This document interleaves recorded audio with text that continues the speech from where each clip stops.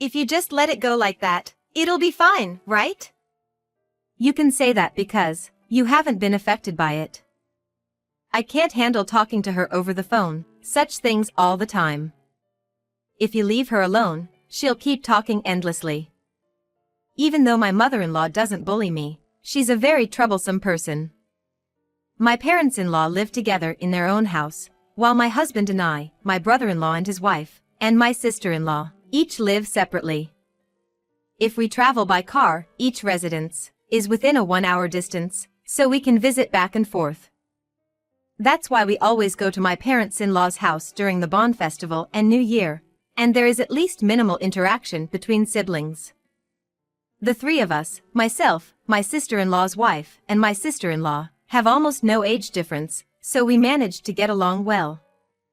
But maybe my mother-in-law feels lonely, since all the children have left the parents' house, so she calls me, my brother-in-law's wife, and my sister-in-law, almost every day.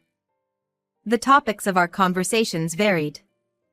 All of them were nothing important. The household appliances in the parents-in-law's house. Are something wrong? Some part of her body, like her throat, waist, shoulder, knee, etc., is hurting.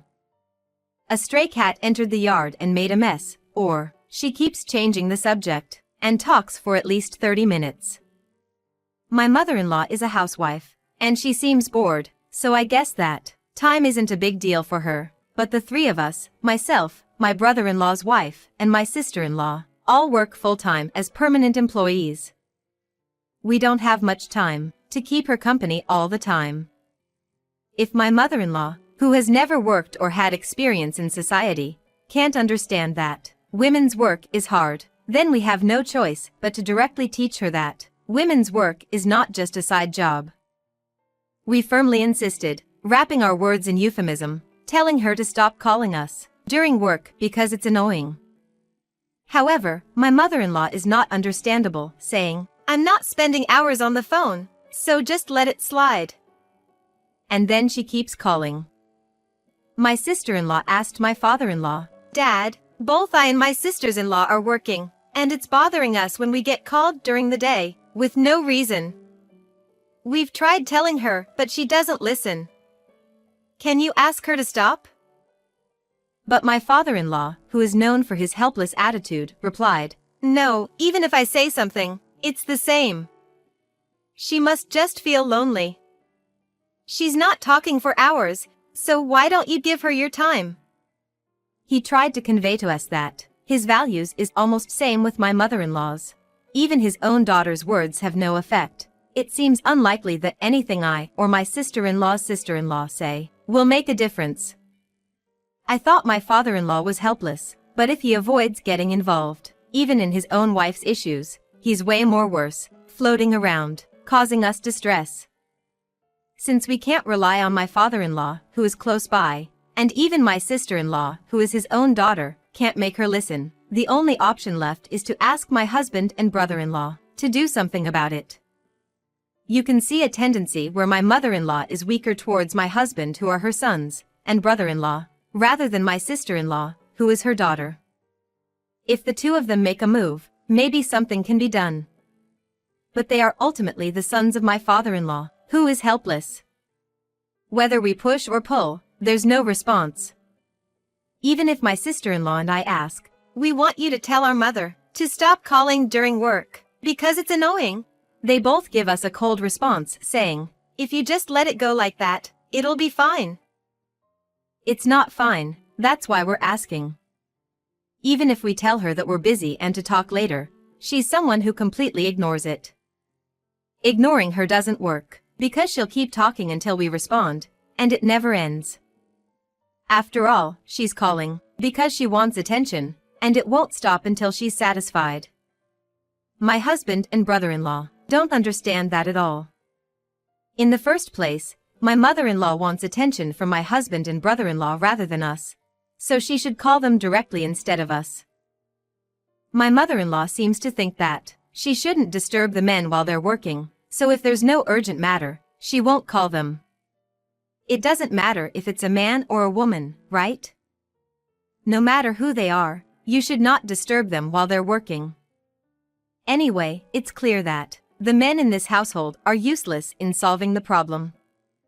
If that's the case, we have no choice but to solve it ourselves. However, we have already confirmed that direct communication with my mother-in-law doesn't work. So, I think, we need to make her experience something that makes her want to stop making phone calls. It would be even better if we can also teach those men who showed no intention of solving this matter, claiming that it's not their concern. The three of us will put our heads together and discuss. When three people come together, they bring different perspectives. While exchanging ideas, we finally came up with a strategy. It's not something complicated. Just changing settings of my mother-in-law's cell phone a little. We will change some of the phone numbers in my mother-in-law's phone book to different numbers, while keeping the registered names the same. My mother-in-law is not good with technology. Even registering phone numbers is done by my sister-in-law. Once they are registered, it's just a matter of selecting the names. If my mother-in-law is itching to talk, she probably won't bother checking the phone numbers. She will surely call the changed numbers without realizing it. In fact, my sister-in-law was the one who changed the phone numbers. She can get close to my mother-in-law's phone without arousing any suspicion. The changes are as follows: changed my number to my husband's. Changed my brother-in-law's wife's number to my brother-in-law's. And changed my sister-in-law's number to my father-in-law's sister, my aunt-in-law. The reason we didn't change my sister-in-law's number to my father-in-law's is that, if it's connected to him, it would be easily discovered at home, and there's a risk of the plan being exposed. Besides, our main target is not the men, but my mother-in-law. Although my sister-in-law and I have only met a few times, we don't know much about each other. However, according to my sister-in-law, she is the strongest person among our relatives, and even my mother-in-law, who doesn't listen to anyone, can't ignore her, and the toxic men cannot ignore her opinion either. I feel sorry for involving our aunt-in-law, who is unrelated to this matter, but if involving her ensures a definite solution, then it's the right choice. This is my sister-in-law's assertion. My sister-in-law will execute the plan, and even though she's the youngest, she can be considered our leader.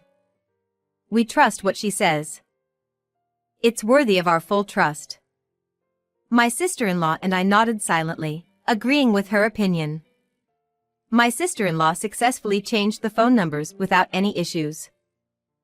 Of course, my mother-in-law didn't notice the change, and continued making calls as usual.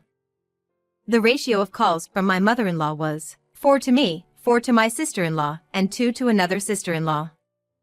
Now, it will be evenly distributed among my husband, brother-in-law, and aunt-in-law. When my mother-in-law intended to call us, she ended up connecting with the men, and initially, it seems she was quite confused. Well, it's understandable, since she thought she was calling us as usual. However, she didn't have any bad intentions when making the calls in the first place, so she quickly regained her composure. In fact, she seemed delighted to unexpectedly connect with her beloved sons, and continued talking happily. When she accidentally connected with my aunt-in-law, she immediately hung up and said, "Sorry, wrong number." While my mother-in-law had been considerate in the past, to avoid bothering the men, now that her calls reached them instead of us, it seems she put aside her previous considerations and happily said, "Well, it can't be helped. I meant to call my daughters-in-law, but I end up talking to you," as my husband later mentioned with a tired expression. She only called my aunt-in-law once, and never again, so the ratio of calls has settled into a 1-to-1 ratio between my husband and brother-in-law. While my mother-in-law is overjoyed, my husband and brother-in-law are screaming in frustration. No matter how many times they tell her they are busy, she keeps talking non-stop. Even if we forcefully end the conversation and hang up, she calls back after a while, causing them a great deal of trouble. What's worse is that now, due to our strategy, my mother-in-law is in a very good mood. She calls us thinking she's talking to us, but it ends up connecting to my husband and brother-in-law.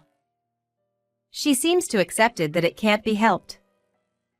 She completely forgets about calling my sister-in-law and connecting with my aunt-in-law.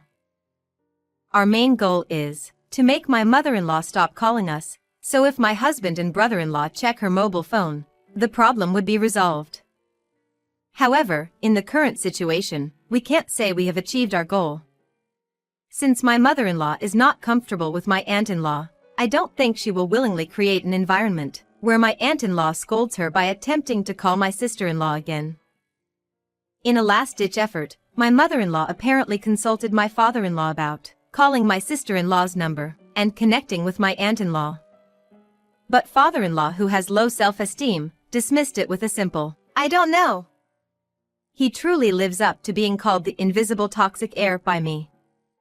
From our perspective, just by making my aunt-in-law receive a call from my mother-in-law once, we can consider it a success in involving my aunt-in-law. Now, all we need to do is take action ourselves. So, we decided to prioritize punishing my husband and brother-in-law. My husband, fed up with my mother-in-law's calls, complained to me, "What's going on? Mom insists that she called you. Even though I told her I was busy, she didn't hang up at all. It was really tough." But I smirked and replied, "I don't know, who my mother-in-law is calling. Besides, didn't you say it yourself? Ignoring her calls would solve the problem, right? If you really think so, why don't you do it yourself? I hope you're not asking me to do something that you can't even do yourself, right?" I threw his own words back at him. He just stammered, "No, well," and couldn't find any more words. The same conversation apparently happened between my brother-in-law and his wife. They didn't expect the words they casually said, as if it were someone else's problem, to come back to haunt them. Unable to find words to retort, I felt a sense of satisfaction as I looked at my husband's frustrated face. Now, all that's left is to teach my mother-in-law a lesson and prevent her from making useless calls to us. The three of us headed to my aunt-in-law's house together. My sister-in-law, with a suspicious expression, said to my aunt-in-law, "Sorry, Auntie. Do you remember that strange call we received from my mother? Well, there's a reason behind it."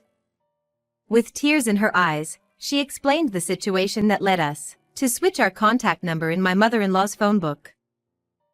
Both my sister-in-law and I were left speechless by her bold performance.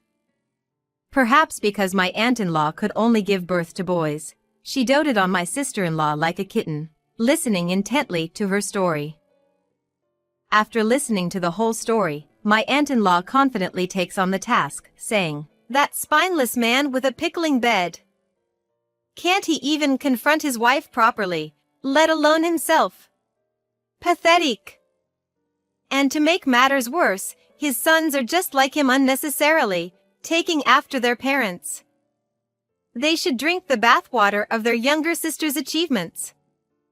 All right, I'll take care of the rest. I'll squeeze the life out of both of them." She agrees to help us with a strong determination. Truly reliable.